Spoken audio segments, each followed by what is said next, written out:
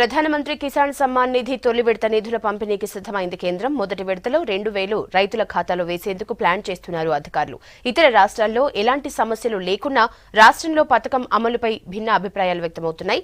ఇప్పటికే ఇక్కడ రైతు బంధు అమలులో ఉండటంతో కేంద్రం ఇచ్చే నిధులు రాష్ట్ర పథకంలో కలుపుతారనే ఆరోపణలు వినిపిస్తున్నాయి. పార్లమెంట్ ఎన్నికలు దగ్గర పడుతుండటంతో పోటాపోటీగా హామీలిస్తున్నాయి పార్టీలు. రాష్ట్రంలో అమలవుతున్న రైతు బంధు స్ఫూర్తితో దేశంలో రైతులకు ఆసరాగా ఉండేందుకు కిసాన్ సమ్మాన్ నిధి పేరిట కొత్త పథకాన్ని తీసుకొచ్చింది కేంద్రం. ఈ పథకం కింద 5 ఎకరాల్లోపు ఉన్న ప్రతి రైతుకు దేశవ్యాప్తంగా 6,000 రూపాయలు ఇచ్చేందుకు నిర్ణయించింది. మొత్తం 3 విడతల్లో ఈ పథకాన్ని అమలు చేయనుండగా మొదటి విడత కింద నిధులు మార్చి 31 లోపు రైతు ఖాతాలో వేసేందుకు ప్లాన్ చేస్తున్నారు అధికారులు. ఇందుకు సంబంధించి రైతుల ఖాతాల వివరాల సేకరణలో బిజీ అయ్యారు. తెలంగాణ మినహా ఇతర రాష్ట్రాల్లో దీనిపై ఎలాంటి ఇబ్బందులు లేకున్నా రాష్ట్రంలో పథకం అమలుపై భిన్నాభిప్రాయాలు వ్యక్తమవుతున్నాయి. పీఎం కిసాన్ సమ్మాన్ నిధి నిధులను తాము అమలు చేస్తున్న రైతు బంధులో కలుపుతామని కానీ వేరేగా ఇస్తామని కానీ ప్రభుత్వం క్లారిటీ ఇవ్వలేదు.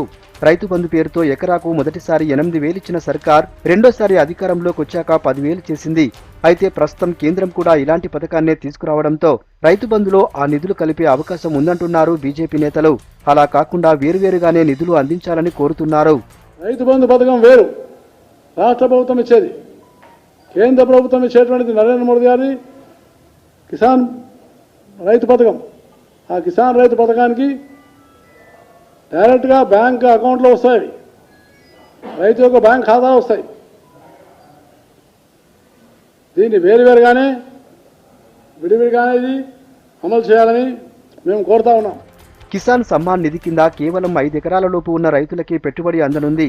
అంటే రాష్ట్రంలో 28 నుంచి 30 లక్షల మంది రైతులకు ఈ పథకం వర్తిస్తుంది.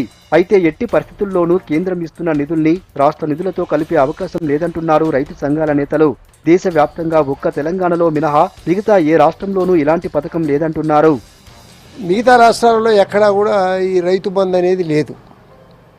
అయితే ఈ రాష్ట్రం విషయానికి వచ్చినప్పుడు ఏమిటంటే ఆ 2,000 రూపాయలు మా రైతు బంధు పథకంలోనే వేసి మా ద్వారానే మేము పంపిణీ చేస్తామనేది ఈ రాష్ట్ర ప్రభుత్వం యొక్క ఆలోచన ఉన్నట్టు తెలుస్తుంది. అదేమీ స్పష్టం చేయలేదు.